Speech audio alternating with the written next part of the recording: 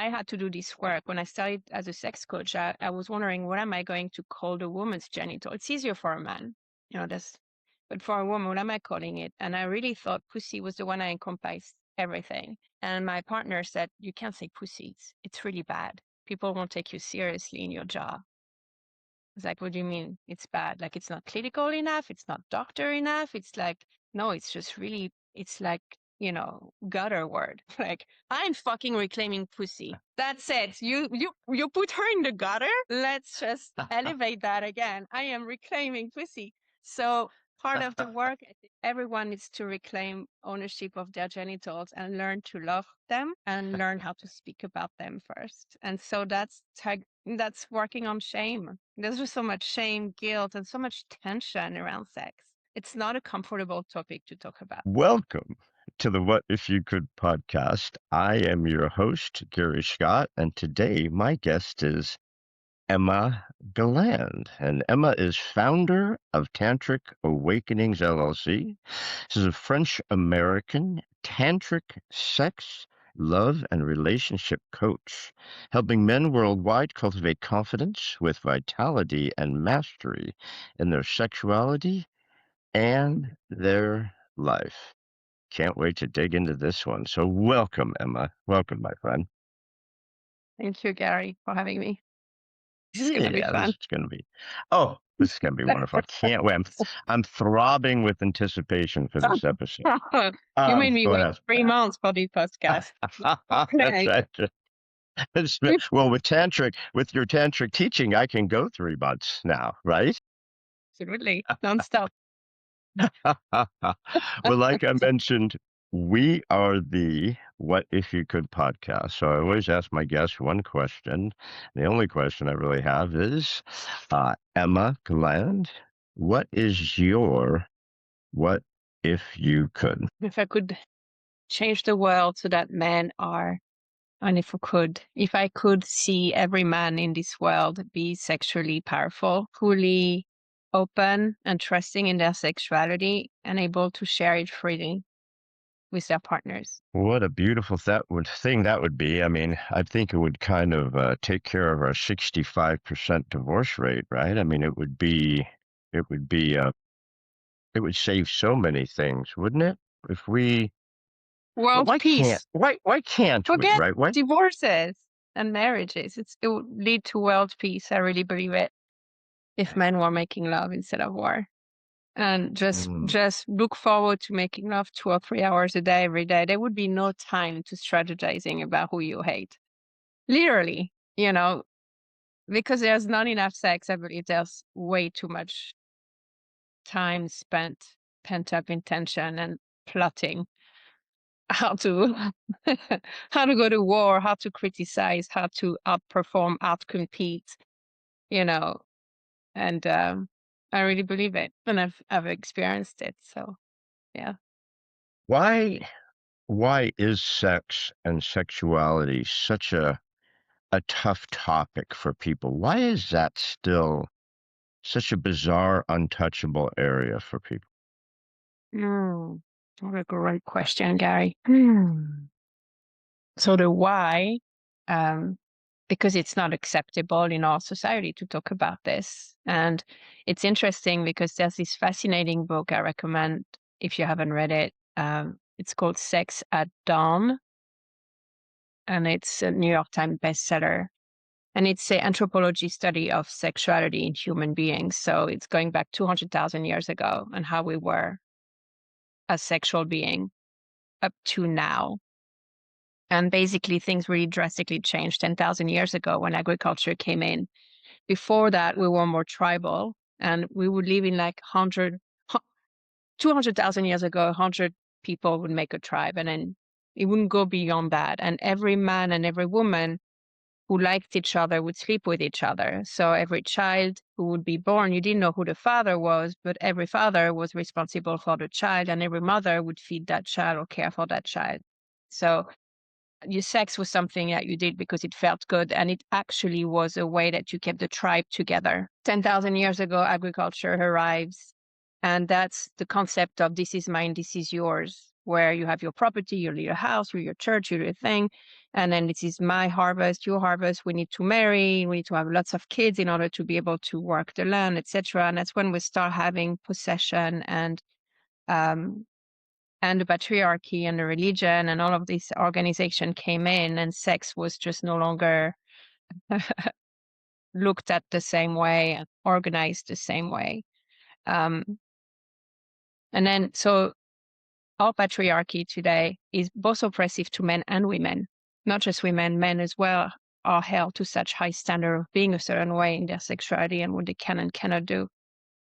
There's another great book about this that I really highly recommend to every man listening, called For the Love of Men by Liz Plank, a journalist. It's a really great explanation of how men actually are really suffering today. Really relationally, the brotherhood's code, how you can be with other men, you know, what you can say and cannot say to your other men, the prison of masculinity and the role, how masculinity is a role you have to play. It's something you have to demonstrate every day that you're a masculine man. Like you always trying to think about being masculine man, while women, we are women. We embody our feminine. Masculinity is not a home for a man. It's a role to perform. It's something to defend. It's something to prove. So just all of those things happen around that same time. So why is it hard to speak about sexuality? Because it's no longer something that is just a way of being, part of our core life force. It is weaponized. It's a thing you give or it's a thing you take. It's a thing you always negotiate in your mind. How can I get sex? You know, what can I do so that she has sex with me or that she likes me? It's a way that you even measure your self-worth against, you know. So going back to men's pressures is how much pressure there is for men to perform a certain way or to be a certain way, or he has to give her an orgasm, which is bullshit. Women give themselves an orgasm. They're responsible for their own pleasure. They don't really know that either. So there's just so many reasons I could give you, but at the end of the day, it's really this, I think. The same reason is that there's so much tension and misunderstanding about what sex is, truly foundationally, that we can't even talk about it. And I'll finish with one thing is in order to talk about something, you need words to talk about it, right? You need words. And what words do we have? Clinical words that don't even mean what they mean. So how do you talk about a woman's genitals? Okay, genitals is kind of all encompassing. It's just not a great pillow talk conversation. Pussy is the better word because it includes the outer and inside part of a woman's genitals. Vagina is only the inside. Vulva is only the outside. Like, how do we even talk about it? Pussy has a negative word, right? And then what do we say for men? Penis is good. Okay, neutral. You know, cock, dick. What do we use? And there's so much discomfort about even naming our genitals, looking at our genitals, talking about our genitals. So how can we have a conversation? And for this, ladies, a book you need to read is by Mama Gina, one of my teachers. It's called Pussy, a Reclamation. I had to do this work. When I started as a sex coach, I was wondering, what am I going to call the woman's genital? It's easier for a man. You know, but for a woman, what am I calling it? And I really thought pussy was the one I encompassed everything. And my partner said, you can't say pussy. It's really bad. People won't take you seriously in your job. I was like, what do you mean? It's bad. Like, it's not clinical enough. It's not doctor enough. It's like, no, it's just really, it's like, you know, gutter word. I'm like, I'm fucking reclaiming pussy. That's it. You put her in the gutter. Let's just elevate that again. I am reclaiming pussy. So part of the work, I think everyone needs to reclaim ownership of their genitals and learn to love them and learn how to speak about them first. And so that's working on shame. There's just so much shame, guilt, and so much tension around sex. It's not a comfortable topic to talk about. How's that? Good answer. Wow. Okay. Well, first off, what was the name of the first book you mentioned? Sect something about Sex 200,000. at Dawn. Sex at D-A-W. Dawn. At Okay. dawn. Yeah, at dawn. At That's my Dawn. French accent, right? Yeah, Sex at Dawn. Okay. Oof. Wow. Okay. You said so many impactful things there. So I'm going to go jump at a couple different ones. Um, know the body. Know the body. I mean, how many people are comfortable with not only exploring their own body, but exploring your partner's body? Not like a gynecologist, right? But almost Mhm. to the extent of I want to know all the bits and pieces. I want to know all the moving parts. I want to know which part feels good, which is uncomfortable, which gives you this sensation, which gives you that Mhm. sensation, and why can't you explore yourself? So many women, Mhm. men, we love to hammer one out, man. We're always holding our dick, right? But women, a lot of women just won't touch themselves, won't Yeah. explore their yoni, won't get in there. It's almost like the shame thing, like you said, kicks in, right? They're ashamed of touching themselves as if it's bad. Well, I was raised Catholic, so I can go there if you want. Yeah. Like I Yeah. only really went into exploratory masturbation in my mid to late 30s. Can you imagine that? And that's why, since I was young, I was a serial monogamist because the only way that it felt okay to explore sexual pleasure was with a partner. Because go back to the patriarchy, is women have been conditioned that sex is not for us. It's my pleasure is not mine. It's for a man. It's for my husband, actually. And it's to procreate. So there's sex as procreation and sex as pleasure. Pleasure, sex is the sinful one. Pleasure, but sex as procreation is holy, right? In that mindset, in that construct. So then every time I'm going to masturbate, I'm sinful. And I want to say men are conditioned exactly the same way. That's why masturbation is 2 to 3 minutes, right? Typically, men are not masturbating for 60 minutes and they're masturbating in a compulsive way. So it's fast, quick, getting to the goal, ejaculation. And it's often stimulated through fantasy or watching porn or a magazine or something like that. It's not as a self-discovery of, is the left side of my shaft tighter than the right side of my shaft? Is the bottom left corner of my shaft more sensitive? And is there a bit of numbness right underneath my frenulum? Do I have pain when I touch, my head on my left side? And, or all of that, right? It's not like that. And for teaching men how to masturbate, and we can talk about that, but that's something I do because I realize they don't know their body to that extent. They don't know where the perineum is. They don't really massage their testicles on a daily basis. Like it's just like, I mean, like what is that on a daily basis? What for? Women don't even know to touch and fondle men's testicles. It's only the penis, and they don't know because men don't know. So yes, men have a lot more occasion to self pleasure, but it's not an ecstatic, uninhibited, guilt free, shame free experience. And a lot of them would feel ashamed if mom would walking in as you're a kid, right? Or if God forbid, my wife watches me and she's going to think something's wrong with our relationship, right? So both sides aren't really uh, self-pleasuring either. And tell I me if I'm tell my wrong.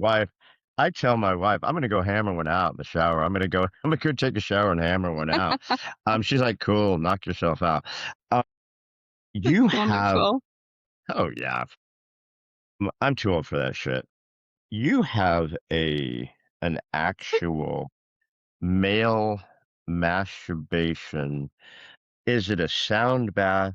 It's your voice talking Hmm. people through. You have an actual program on your website where people can get these messages sent to them so they can go deeper exploring themselves. And are you walking them through different things? Hmm. There's more than one, obviously, because we're going to Yeah. masturbate more than once. So Oh, yeah. there's so much more I want to cover about what you said earlier, but since you brought up male masturbation, tell me a little bit about that program that you have. Hmm. Yeah. That came, that, that I gave birth to that last August. So it's recent. And it's called Sound Self-Discovery Meditation. And what this is that, you know how you have on your phone an app for meditation, like the Calm app or whatever apps, right? What about if we were doing meditation, but by focusing on our sexuality? And that's what tantric sex is. Tantric sex is meditative sex. It's a sex where you're so fully present in your body that your senses come alive. So all your five senses are online when you self-pleasure or when you make love, and you're extremely sensitive and very present, and you can feel your breath actually awaken your testicles, or you can feel, like just your touch, like it's an extremely extreme aliveness that you get when you meditate. So, but it's very hard for people to meditate. But if you were meditating as sex as the object of a meditation, it would be something different. But what this is, those sound self-discovery meditations are really me guiding a man, almost like the voice of the goddess. So in Tantra, you have God and goddess, masculine and feminine polarity, Shakti, uh, uh, just coming together. And it's that devotional practice of self-love. So I'm guiding a man through a tantric arc of sexual mastery, of tantric sexual mastery, which always begins by entering in your body, awakening your body, connecting with your breath, connecting with the sensation in your whole body, your skin, your smell, your touch, your hearing, just basically coming into your body and coming into life in your body, and then exploring your genitals with an intention. So in tantric sex, there's always an intention, the why you're being sexual. And these are each of the different ones. There's 20 right now on the database, I think about. They all have an intention. So you can self-pleasure to love yourself, which is the one that everybody can try for free. It's I am the one I crave. What if I self-pleasured to show myself how much I love myself? Like, what would it be like to make love to me? Not just ejaculate for just a quick pleasure, but what would it be like to be so devotional and my hands become the lover's hands and I am turned on by my own cock? I am turned on by my own body. I am turned on by all I've gone through in this life and all I've overcome. And I am just so proud and confident in myself. Like, what would it be like to hear somebody guide you through awakening those emotions in your body as you masturbate and using your pleasure to really just move through emotional states and transform? In Tantra, an orgasm always is coming with a mindset shift. It's not an orgasm if you don't have a shift in mindfulness. So if you can maybe think about a time when you had mind-blowing sex. When we say the word itself, mind-blowing sex, right? It's like you come out of it and you're like, where the fuck am I? What happened? What, right? That is a true orgasm. And most of the time we don't get there because in order to have a mind-blowing orgasm, a mindset shift, you need pleasure, you need expansion of pleasure, and this. And most of our sex is too short-lived. So we don't have the time to cultivate, magnify, amplify the sexual charge in order to reach those altered state of mind. And the reason why it's too short-lived is that men and women alike, but I'm going to separate them, it's a bit different. Men do not have the nervous system capacity to hold intensity. I'm sorry, gentlemen, but you don't when it comes to sex, right? When it comes to sex, as soon as it's too good, you're gone. Like you either ejaculate or there could be the reverse. I'm losing my erection. I'm collapsing in some way. I'm collapsing or I'm evading, right? So the ability to hold pleasure as it mounts and you're still here. And you're not thinking about, oh my God, Kegel, or whatever. Like I think about the baseball score or whatever, the stock exchange. No, I'm like, I'm here, I'm present, I'm in the pleasure. I'm with myself if I'm alone, or I'm with her. And I'm allowing this charge to build and start radiating from head to toe. And I'm still here and it's amplifying and it's amplifying. I'm not going anywhere unless I decide I go somewhere. I'm not pressured into ending it. When you reach that level of expansion of pleasure and allow yourself to be fully, you have built a nervous system capacity to hold that intensity, that's when you can have those mind blowing sex. And so my tantric sex audios help you. And the reason why, backtrack 1 second, the reason why the intensity is not, the capacity to hold intensity is not there, is varied for different men. But generally, when a man withdraws, it's either because he's not sensitive enough, meaning he goes from point zero, no arousal, to coming, because he's not sensitive enough to find the 1, 2, 3, each of the little moments of arousal until he's at 9, 9.1, 9.2, 9.3. Oh, I'm going to stay at 1.3. So not sensitive enough because the cock has been basically rubbed too hard, too fast for too long. And so it cannot feel the subtle. Reason one. Reason two is that the longer you stay in sex, the more emotionally charged it becomes. Because the more you are in sex, the more vulnerable you become, the more soft and open you become. And so if you're with a partner, you're going to start feel her deeper. And it's very scary to go in love with a woman, to really be seen. Because if you're, let's say, missionary position, you're on top of her, she's here, she's looking into your eyes. That's great for 5 minutes. But now we're half an hour in it, she's still looking. And now she's going to start seeing what a loser I am, or whatever, I'm not making enough money, or whatever. Like that's what happens when you look into a partner. Eye gazing in Tantra, it's not about looking into her, it's allowing her to see you. And it's very hard for men to keep looking at you. And that's actually, if you want to wow a woman, practice this, being able to stay with her and her gaze and soften and let her see you and you see her. This is life changing, but it's very scary. And most men will just exit the lovemaking rather than being seen for who they truly are. Most men are performative because society makes them uphold this masculine standard, which is bullshit. It's not really what a real man is. So then suddenly you're not in accordance with the strong macho man, and then she's going to see that. So there's a lot of reason, but emotional intensity versus lack of physical sensitivity. I can give you 10 reasons why men will leave sooner and cannot hold the charge of intensity. So the work in my masturbations is this, is I'm either helping you feel the feels by guiding you as you masturbate to feel maybe a heartbreak.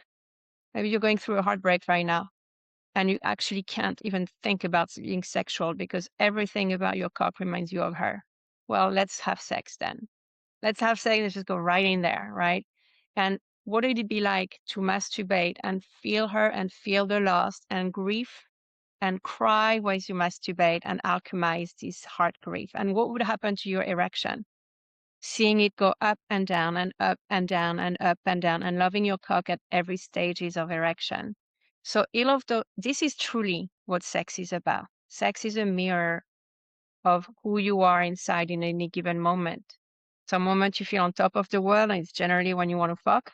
But sometimes you're at the bottom pit, like you lost your job or you're just something's happening and you're not sexual. Well, if you're tantric, you're sexual every day, no matter what life brings to you. And your sex is where you come whole. Does that make sense? So that's what Oh, true. yeah. That's when I started to really fucking love masturbation. And I felt men need to know that because men don't self-love enough. It's not something they do. Emotions is not something they have any place where you can practice feeling emotions. Where is it safe for a man to be emotional? Nowhere. What if your bedroom was that place with yourself? So Well, it comes 10 comes hours back. later, I'm going to shut up, zip it up. No, no, no, no. Was you? I'm here. I'm here to learn. Um, Not everyone's going to be able to get coaching from you, so I'm grateful for your time and for your deep explanation because, you know, when it comes to anyone, men, women, whatever, but mostly men, um, to look in a mirror and say, "I love you," you're doing the best you can. You know, I I appreciate everything that you're doing as a man, as a father, as a husband. I love you. You're a good guy, whatever, right? Instead, we go to this massive negative self-talk all the time and beat the shit out of ourselves. So I love what you're saying about the masturbation and the meditation part of it, because just taking that moment to say, I love you, feel yourself, feel how good this feels. There's nothing wrong with anything that you're exploring right now because it's you. It's your body, it's your hands, it's your minds, it's this self-love, it's this openness of acceptance. And I think it's powerful. I went down that rabbit hole on your website, and I'm like, "Oh, I love this shit." Yes, you should do one. You should do one. I have a free one there I that you do can it Can I mention. do it right now, or do I have to wait till we get off the thing? It'd probably be awkward if I did it right now. I'm open, as I say, however you want. There's a lot that you talk about. I just have to read this because I loved this quote that's on your website. I mean, there's so much great stuff on the website. I love You've got a great website. But I read this to my son, and I read this to our assistant, I read this to my wife. A personalized approach to creating magnetic masculinity and reclaiming your power cock. I'm going to read that one more time, guys. A personalized approach to creating magnetic masculinity and reclaiming your power clock. Your power cock. I literally wanted to read that to everyone. I'm like, hey, you come look at this website. Because I said it to my son. He's like, bullshit. It doesn't say that. I'm like, dude, come look at this. This is what it said. Um, Masculinity is one of my favorite topics because we Mm, have lost masculinity as a man, as a society. There's very few masculine role models. mhm. I just loved every bit of my magnetic masculinity and reclaiming my power cock. That is so fucking powerful shit right there. I know. And good. Pussy's always happy when she hears this. That's what she wants. She wants to be surrounded by that. It's every man's birthright to inhabit his own masculinity. And it's his own masculinity. It's not what society says being masculine is. And the magnetic part, and so many men come to me saying, I don't feel confident. And I really feel for this, because how can you be confident when you try to compare yourself to a masculine role that isn't you? What makes you magnetic is when you truly are yourself. Reverse it around. It's sometimes hard to understand that, but think about a woman who feels good in her own, and is not here, performing, just to try to attract your attention, but she's like even wearing just jeans and shorts, and she's just laughing, and she's fun, and she's feminine, and she's like, she loves her body. And when she has sex, she's as much like getting off on her own body rather than performing for you. But she's just fully in her own skin, almost like oblivious of what's around her. And in the moment, that's the girl, right? That's magnetic. And you can trust her because she's not going to swing with the wind, because she's who she is. And she's connected to that. And that is trustworthy. Reverse it in a masculine. The masculine man, always, right now, this trending, everybody's talking about to men. You need to be safe so that she opens up to you. And so, and it makes no, it's, the words are true, but what does that mean? And I always tell husbands who have been married for 30 years, 40 years, and their woman doesn't want to have sex, haven't had sex for 10, 20 years. And I'm saying, it's because you're not safe. It's like, well, I'm obviously safe. We've been married for 40 years. It's like, well, sure. She trusts you with the finances, with the home, the kid, all of that. With her pussy, no. Because that's the thing, is I can know that you're a responsible man. But what pussy needs is, she needs to know you're not going to go after 5 minutes, after 15 minutes. For me to have a cervical orgasm, you need to be inside me for 45 minutes steady, or just still. But you need to be inside me, skin to skin, for 45 minutes to an hour for me to have a cervical orgasm. And she doesn't trust you can do that. So I'm not going to go there. And then it's boring. Women who stop wanting sex, it's because, and I will name, that's a quote, I love how she's put it, by Esther Perel. Esther Perel, she's Belgium. She's the world's most prominent relationship coach. And she said, women only stop having sex when the sex is no longer interesting. Yes. And why do men want to have more diversity, more women? Because the sex is not interesting. So men go out, women too, by the way. This is the same, I think that's the same rate of adultery, but it's because it's no longer interesting. So the only way it becomes interesting is when you stop leading sex from your brain and you let pussy and penis talk. And the other way that you are guiding in sex through your genitals is when you leave the reins to your genital by staying long enough. You stay long enough that you run out of ideas of how to make sex, which is 15 minutes, okay? Then what do we do for the next 3 hours? We become embodied. No, really. I am in my body. I'm in my feeling. Oh my God, it feels so good. And you start shifting. You shift your weight like this. Oh my God, it feels amazing. And then the next thing you know, it's the whole weekend has gone by and you're still in the same bedroom. So, but that's the thing, right? I don't know how I got into that tangent, but the point was here is that in order for a man to be magnetic, needs to be fully into his body. Men fuck with their brain. I meant to say they use their brain, they're in their brain when they fuck. And actually that fucks their brain. But it's more get out of your head, get into your cock, get into your chest, get into your nipples, get into your hips, your legs, your feet, whatever, your hands, and just move from there, feel. And when you're there, you become magnetic. And I trust you. So as a lover, I do not trust men who think through making love to me because I know they're using the script. So whichever porn they saw last or whichever ex, their ex like that, I'm not your ex. And not all women are the same. And not all the men are the same. Women think men are all the same tools because they're going, no. So, right? So as soon as you get out of your head and you get into your body, there's a moment actually where speed slows down because the body is a lot slower than the brain who's on air. So you slow down, you start feeling, and the slower you go, the more you feel, the slower you go, and sometimes you get even stuck. And so to go back to the cervix orgasm, turning around, finishing the loop, is if you're able to stay inside her that long, it's a fabulous sensation. The skin start to merge to the point that I don't know where my pussy ends and your penis begins. I can't actually feel your friction anymore. You're out of friction, and that's why sex becomes good, extra good. It's not just friction anymore. I feel filled up and I feel grounded. I can feel your weight. I can feel your temperature. I can feel the texture of you. I can feel your heart and I can feel your soul and I can feel your character inside your cock. And that's what makes me open up to you.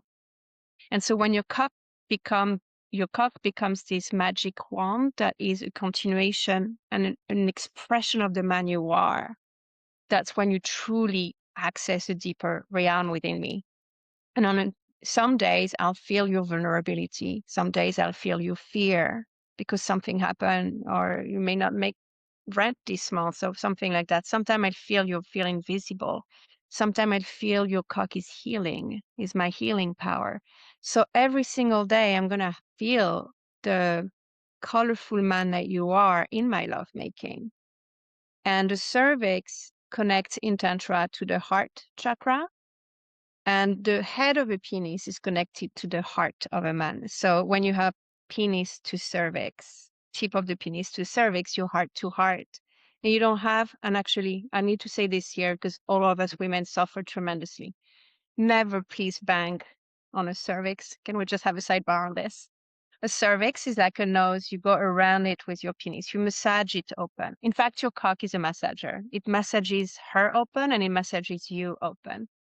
So when you get to the cervix, you stop and you can just gyrate your hips, or you just stop and you just feel like if you are giving a little peck of a kiss on her cervix. And your sex is both physical and energetic.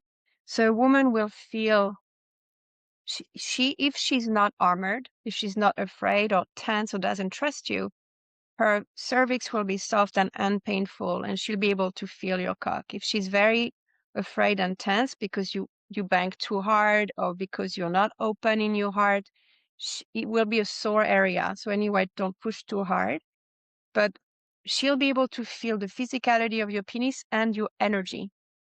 She'll be able to feel energetically who your cock is in that moment.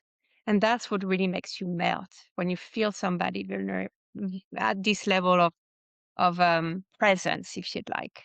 Does that make sense? It does. The only challenge for a lot of women is that they've had a hysterectomy and they've had their cervix removed. Um, It doesn't matter yeah. from a tantric standpoint. You still have So the is energy. that? So So that's why I wanted to ask you. So for mm-mm, a woman who's had a cervix removed, what would be you obviously the still have a cervical sensation would still orgasm. be there, right? So yeah, it's like a person who lost their leg can still feel their leg there, I guess, or something like that. So It's more that the energy of the organ is still there. So like if we remove your breast after breast cancer, you still can have breastgasm. That's the other thing. You can have breastgasm, braingasm, cargasm, so many types of orgasm, throatgasm, but your breast can still have orgasms there because the energy of the breast is still here. The womb is the same. Women can have womb-gasm. So even if you have a womb, the penis doesn't go inside the womb. We know that. But you can have an orgasm in the womb. So your womb will go into frantic, um, shivering, and incredible pleasure. You can have an orgasm in your womb. You can have an orgasm in any part of your body. So whether the organ is here or not, because it's about an energy accumulation. So when you think, we're all electric, right? We're electric beings. So when you think about even an orgasm, right? I was going to make a parallel. If you've ever been high on anything, like, or if you've taken any mushroom or LSD or things like that, like you can have like really this head buzzing feeling, right? And it's not like I'm doing any friction or anything in my head. It's an energy. It's a change, a hormonal change, biochemistry. Like it's energy. Okay. So same for sex. Sex with both a physical pleasure. I feel this. It feels really good. But I can also, just with my breath and my awareness, feel that same pleasure here, right? There still is a way you can activate that. So you can have no more cervix, no more womb. You can still have a cervical orgasm that will really explode your heart. Like feel fully heart opened. No worry at all. And a woman in that case, which is fascinating, um, all, these are going deep into the tools of Tantra, but um, as you make love, bring your awareness, ladies, to your cervix, right? Just bring your awareness to your cervix and see your cervix receive all of that love making, and breathe into it and relax into it and giving sound your cervix pleasure. Whether it's here or not, you will feel the pleasure at that area. Does that make sense? 100%, It's yeah, a little 100%. advanced here, but yeah. No, well, touching on some of the things that you said, I before I got remarried, my first wife passed from cancer. So before I got remarried, I chose to do a real deep dive into, my first wife and I got married very young. She was she was 18 when we met. I was 21 when we got married. We were like 20 and 23, very young. When I was single before we were married, I took a deep dive into sexuality. And so I read, I don't know, I must have 50 books on different types. David Didier is one of my favorites Oh, with Dear yeah, it's Lover, right, wonderful. where he opens. Love him, right? I love Yoni, him. The Way of the Yo- Superior Man, one of my favorite The books. Way of the Superior Man. If I showed you my copy, you go, dude, what have you done to that? I've gone through it 1,000 And Dear times. Lover. Have you read Dear Dear Lover? Lover. Love I've it. given those to female friends of mine. Said you've Yeah. got to read this book, but I've gone through it a 1,000 times. But Yoni massage. I mean, I must have gone through 50 books. And one of the things I found fascinating was how damaged women and men from different past emotional episodes can completely shut down the parts of their body. And so when you have a woman and you don't know her, even if it's your wife of 10 years, and you've never really done the work that you're teaching and that you're doing, which is to open them up and heal. Like you think you can just go down on them for 2 minutes, give them a couple licks, and three pumps and a shiver, and you go to bed, right? You have not taken the time. It hurts them. And even after, it could take months of work, just massage, to get the pussy back where it's healthy enough even to accept all the pain from past traumas, right? So, and the same thing with the man. That's why I love so much when you talk about this healing work and going deeper than just three pumps and a shiver, right? Oh, there's nothing wrong with those. Those are nice too. We don't want to make you feel bad. It's just there needs to be variety, like a junk food versus gourmet dinner at five-star restaurants, right? We need a diversity. Keep going. But I just think it's fascinating the work that you're doing because really we are damaged, and it's amazing how much trauma can affect our sexual beings, and that men have so many different erogenous zones. We just think we could either hammer one out masturbating or get a blowjob and everything's great, right? Or a woman, we pinch her nipples and then go down on her for a minute and everything's great, right? We forget all the other parts of the body and all the other erogenous zones. But again, you can't do that in a 3-minute sex session, right? Or a 5 minute it takes No. time to explore and to open all that stuff up. One of the other things you're doing that I just found fascinating that I loved, and you please correct me when I destroy this, 5 pillars of the Vertality method. 5 Yes. pillars of the Fertility method. Yes. Vertality method. I'm so Mm-hmm. wrong. I'm so wrong. Um, Please tell us about, I mean, I love the 5 pillars of the Vertality method. It's How did all you so understand them? focusing. Describe them. I'm curious to hear. Well, I mean, it starts with the nutrition. I loved the nutrition aspect. I love the mental work. I love the tantric work of it, but I love how you go in a progression and work your way down. But it just seems so all encompassing because truly we have to start with our health. I mean, we do need to be healthy, right? Hmm. Physically healthy. Hmm. It's a lot of the body parts don't work right if we're just not Hmm. healthy. Yes. Um, and then when you get down to the last two about the men's spirituality and the men's sensuality, and then the tantric work with couples, um, it's just this just doesn't really exist in our world. I mean, we're an instant society, right? Everything has to be instant. Everything's on our phone. We have a 3-minute attention span, a 3-second attention span on anything, right? But when you walk people through these 5 pillars, I mean, it's a year. It's a year is it a year coaching program? Is that Oh, the what you Warriors calling it's 1 year. So it's for men sexual mastery. And I because as you said, we're such in a rush and men are because they're performance groomed, they're looking for quick fixes to get there to top performance, right? Again, no fault of your own, gentlemen. It's just the way society expects you to be, okay? But and the problem is lack of consistency, which is it's kind of like, what can I do to fix this? And that's it. This is a program where we look at 12 months because we're looking at the 4 seasons of a man's sexual life cycle. And there are seasons. If you think about the act of lovemaking, you have arousal, then you have peak pleasure, climax, then you have pillow talk, as I call it, afterglow, afterwards, and then you have refractory period. I wanted to teach all of the different concepts following that arc. Spring, that shows spring would be arousal time. So how do I take care of my libido? Maybe I don't have libido, or maybe I have uncontrollable libido. I think about sex every single second too.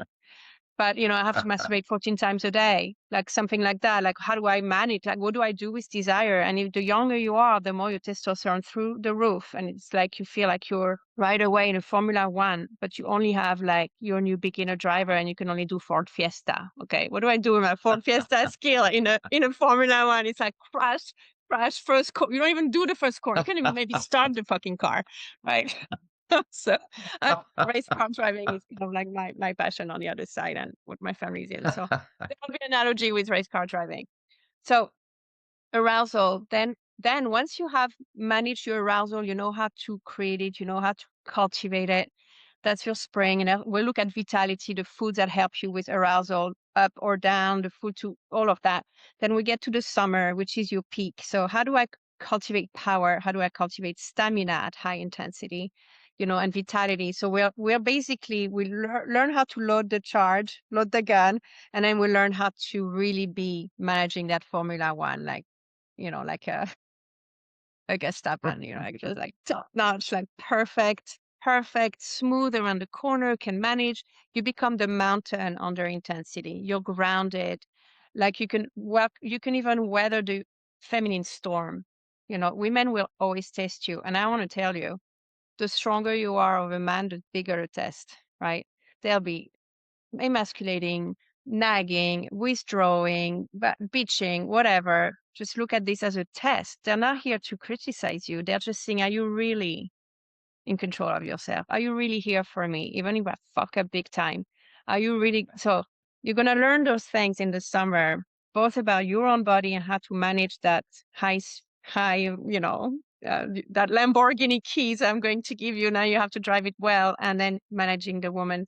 And then the afterglow, that's the key. And I love what you were saying before when you were saying we have traumas, and if we don't make love properly to women, it will add on to the amount of trauma or the amount of hurt. When a woman decides whether she'll have sex with you again, it's not how you fucked her, it's how you were after you fucked her. So after orgasm, how you are able to be present.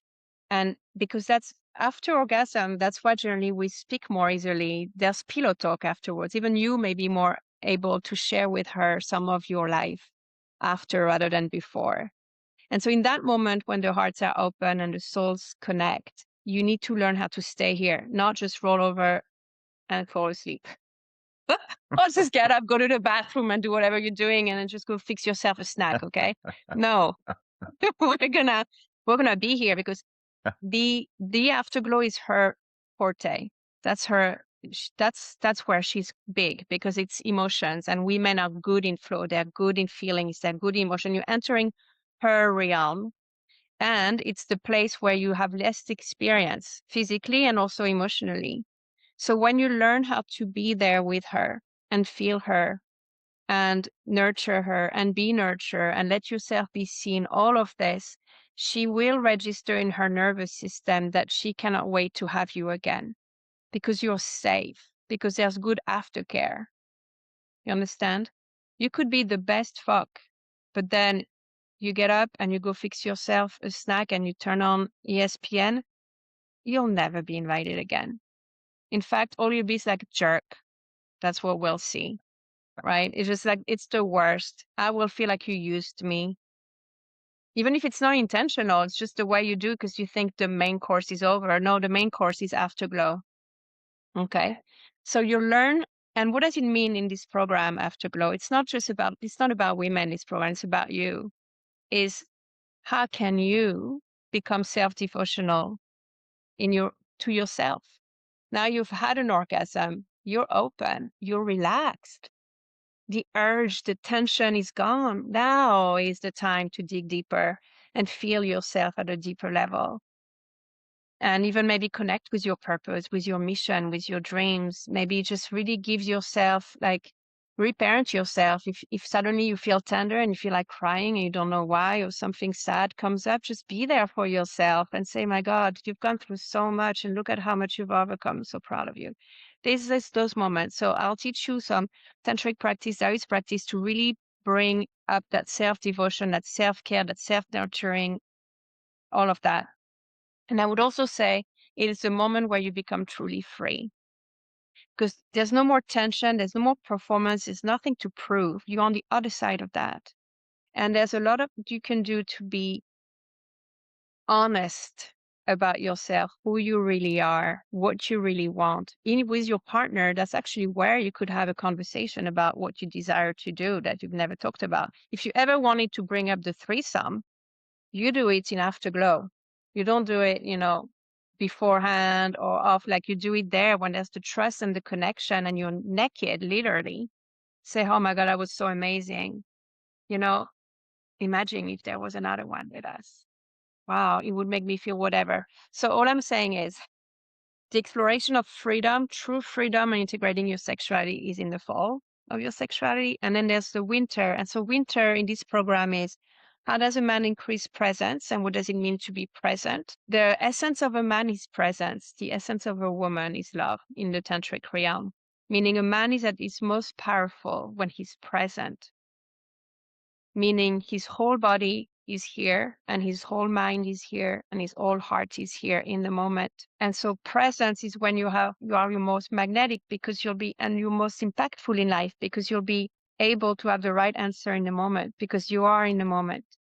Most men try to plan ahead of time and see all of the worst case scenarios and strategize. You're always in your head, looking ahead and planning.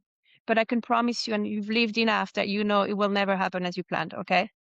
Things will break before, after, never. It just never happens. Why? What if instead you have the direction and then you let it go and you work in being present now? Again, race car driving, right?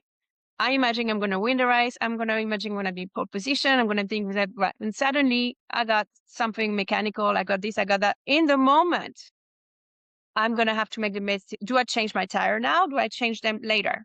Right? Like all those things, it's something you're going to feel because you're so present in the moment and with everything that's happening around you. So presence is your number one skill, and something we do in December.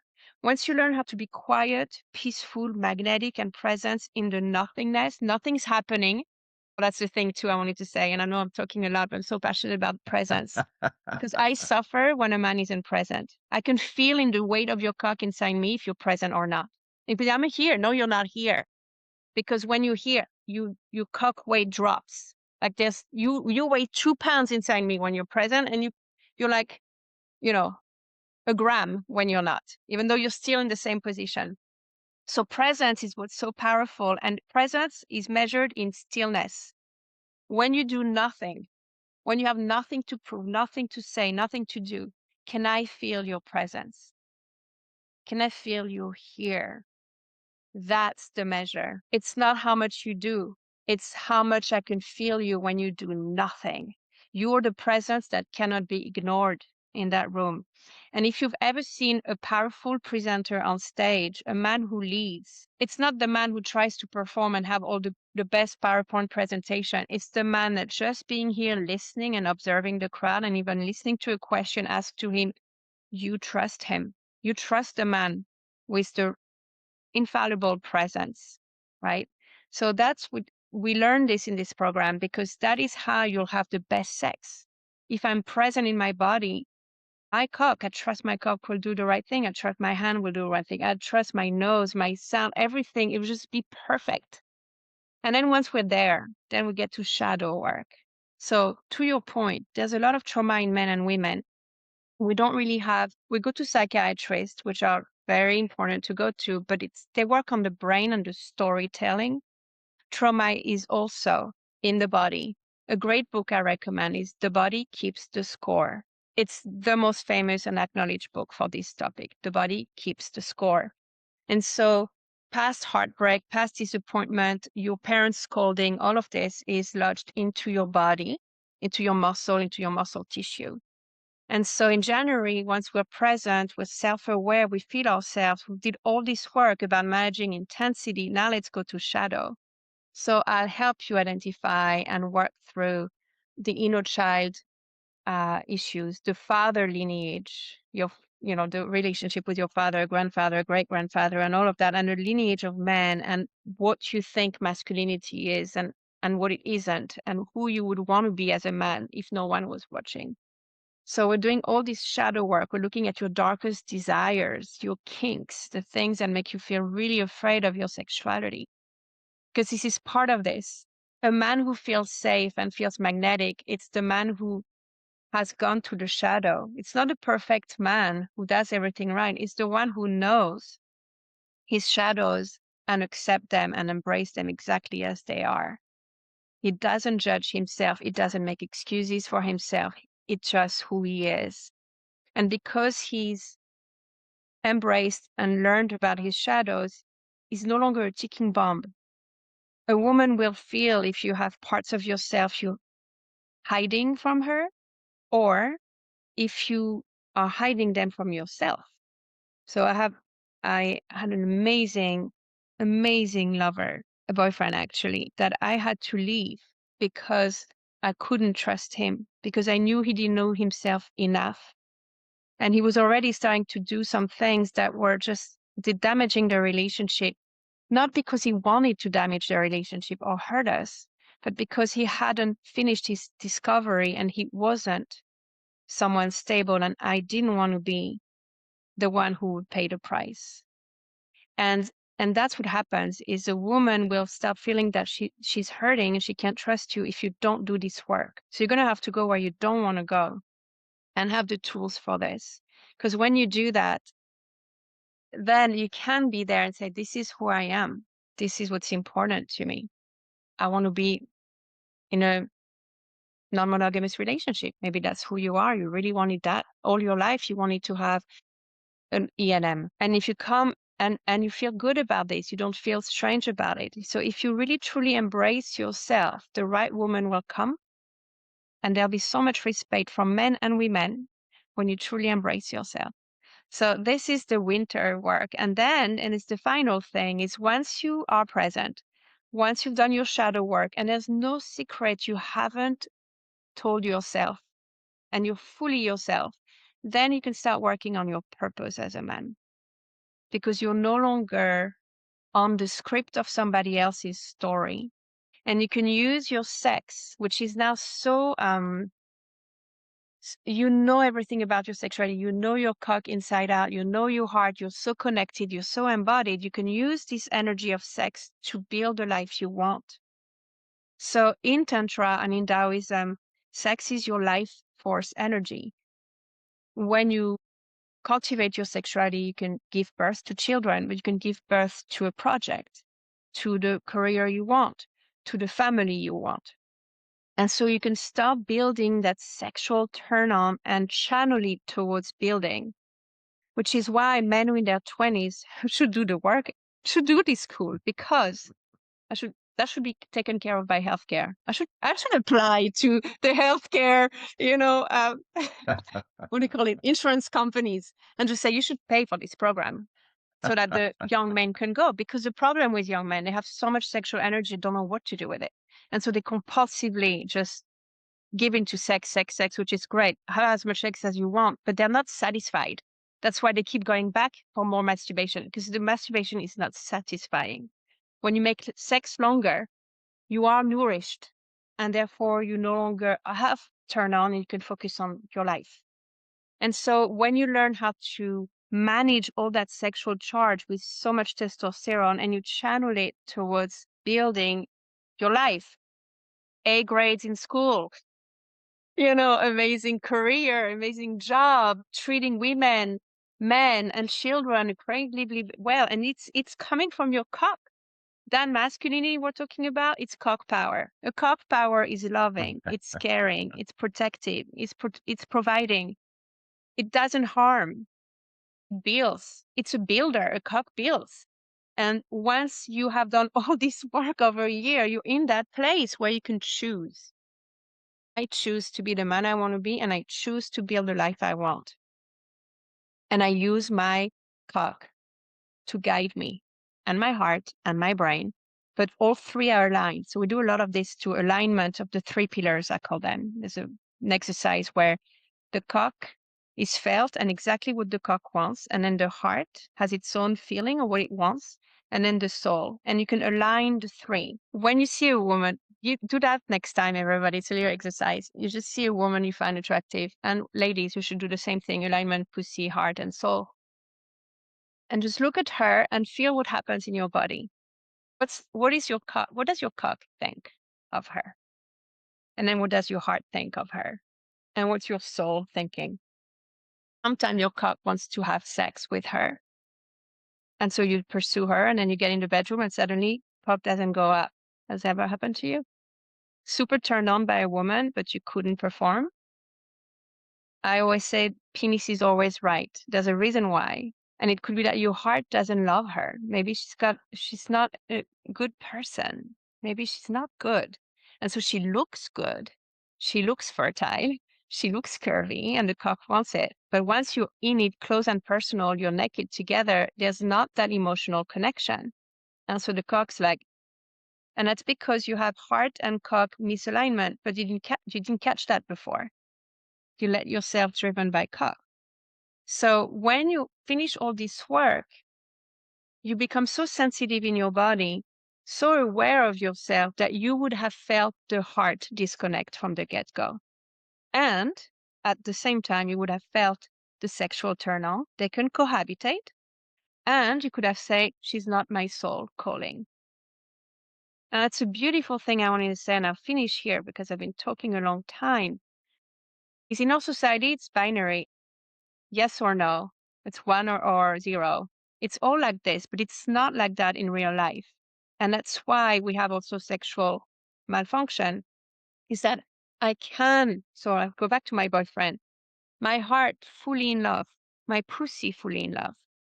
My soul was saying he's not your soul's calling because he hasn't done the work where you're at. You are mismatched in terms of where you are advanced. You want the same thing, but you fell in love with potential and it's not happening now. So my soul said he will be somebody else's calling, is not yours.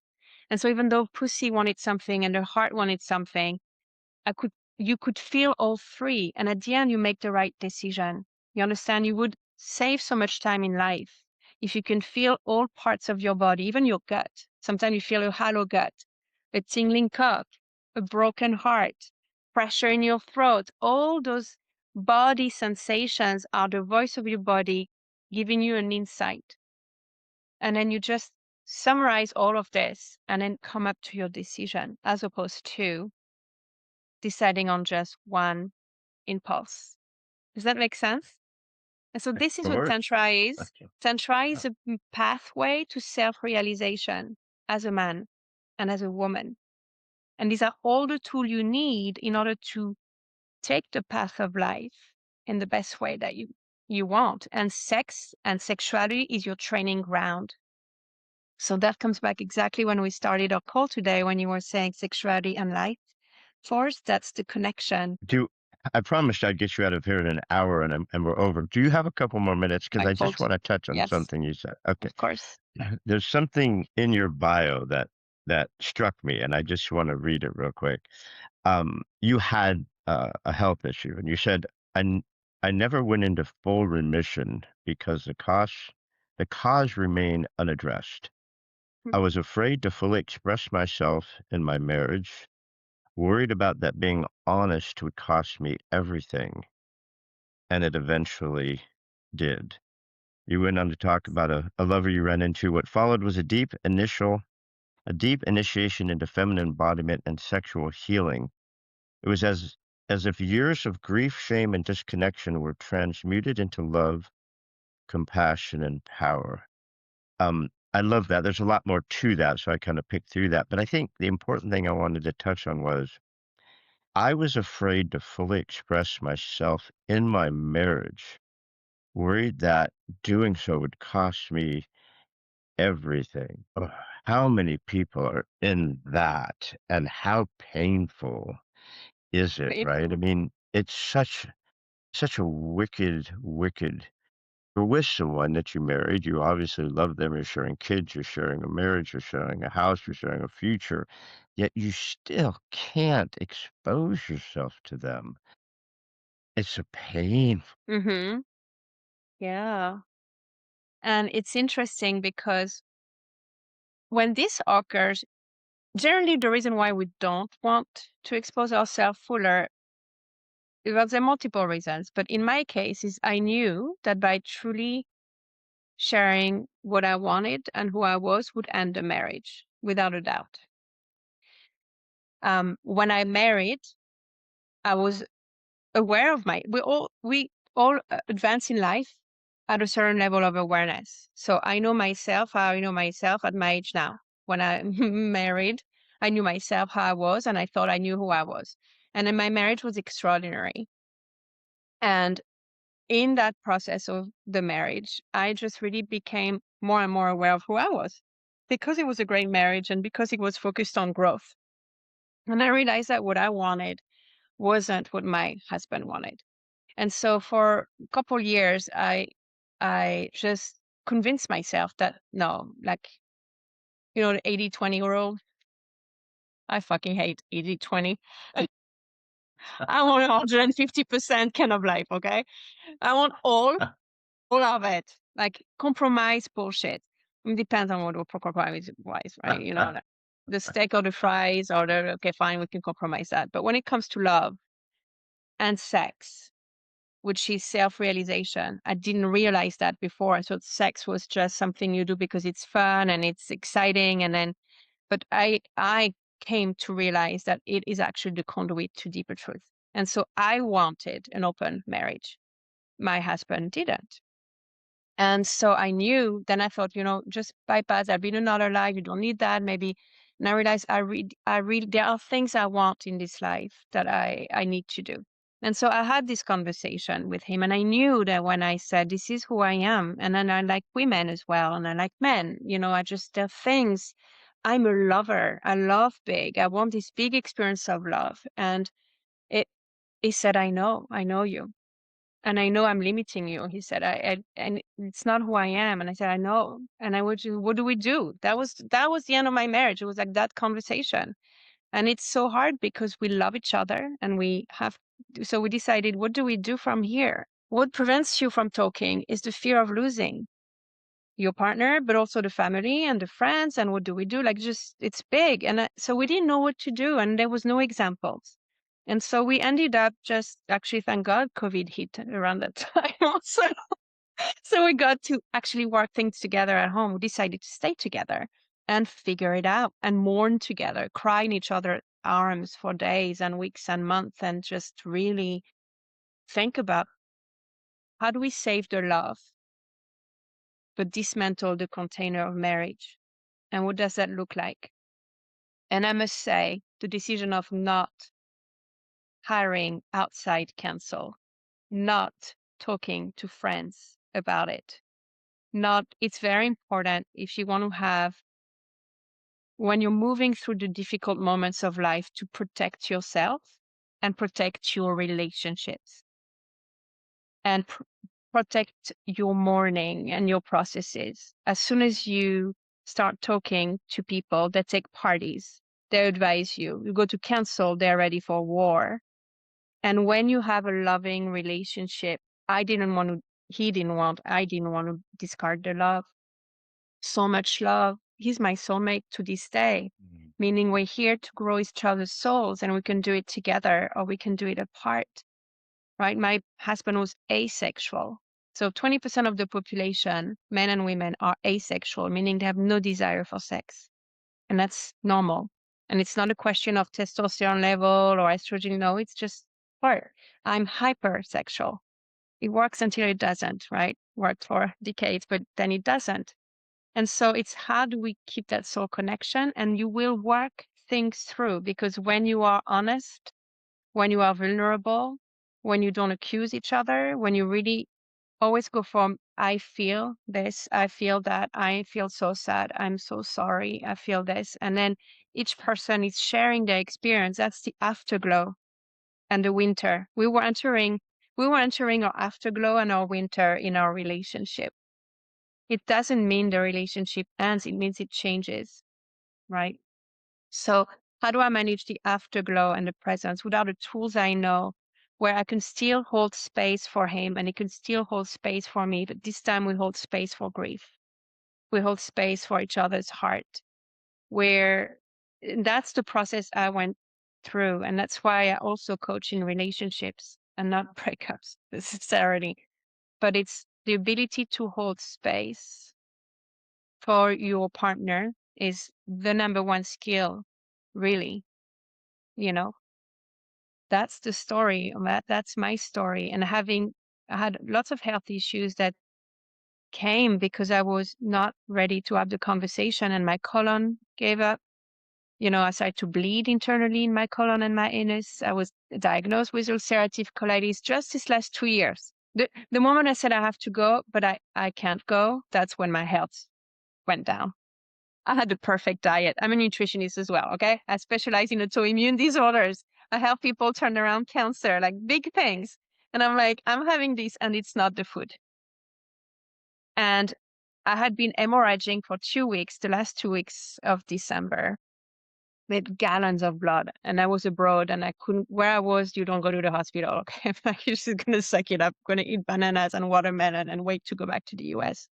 And then I had the conversation, literally the cramps stopped that day. And 2 or 3 days later, I was no longer bleeding. That was it. Remission started the moment that I let through. And there's a lot of work about the organs and health and what they mean.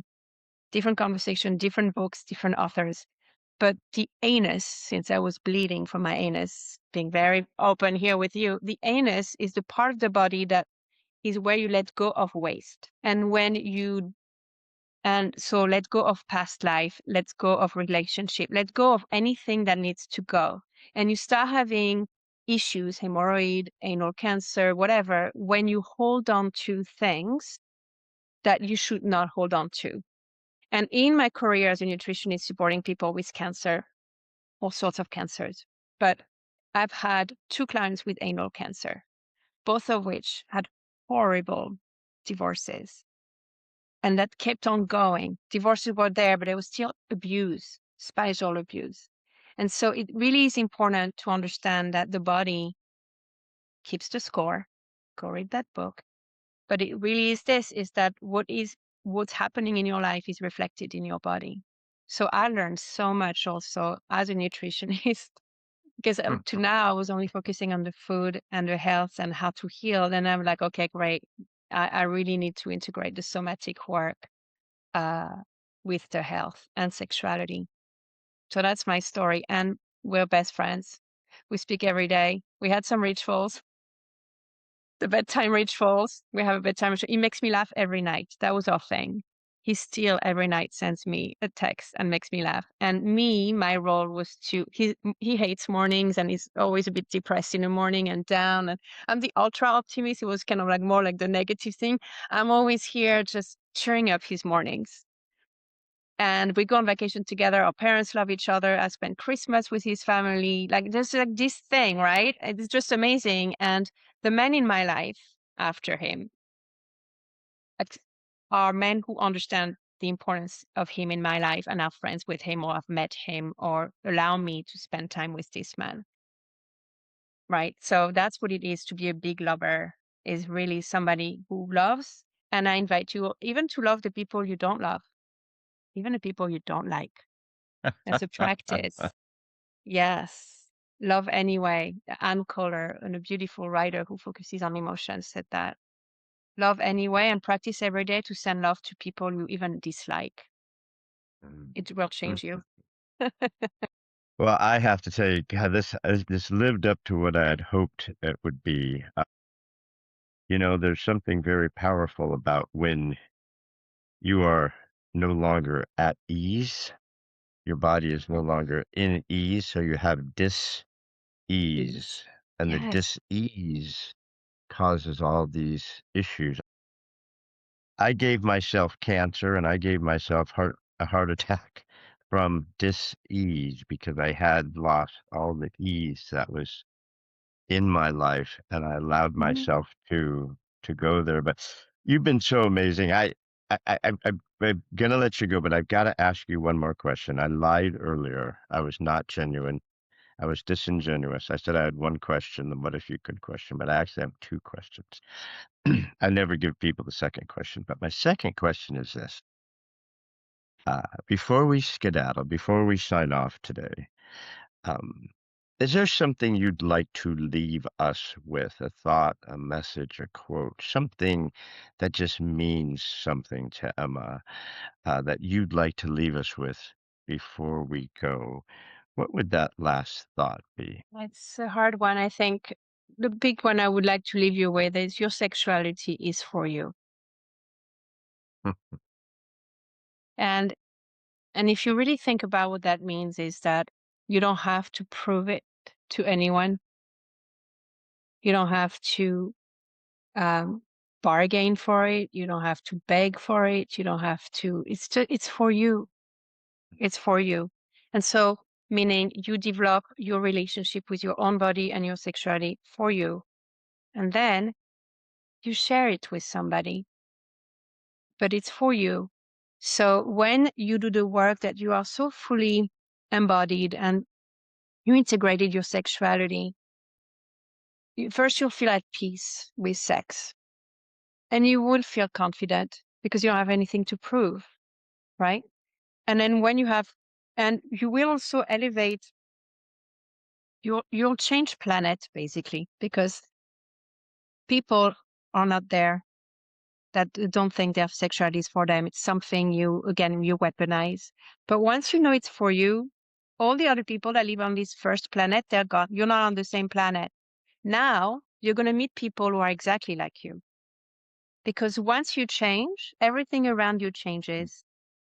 So when my sexuality is for me, like I literally fondle my titties, I cut my pussy at the office. You're just like, say, hey girl, what do you think about this presentation? Does it feel juicy to you when we're writing on it? Are you excited about this? Like literally my body and I, we talk and we're happy and it's so great. And the people around, I can see, oh, this one is not there yet. This one is not there yet. This one, like, it actually narrows the pool of people you get to meet when you change planet because you don't know anybody on that new planet yet. But then you can recognize, oh, this person, look at ease. They have the same level, they have the same vibe. Men are really good at picking up on vibe, right? So think about it as vibe. You change vibe. And so you're going to meet other people who are actually comfortable in their body, comfortable in their sexuality. And I learned so much on that topic from a man who has a micro penis. His penis is 2 centimeters. Is that half an inch? Erect.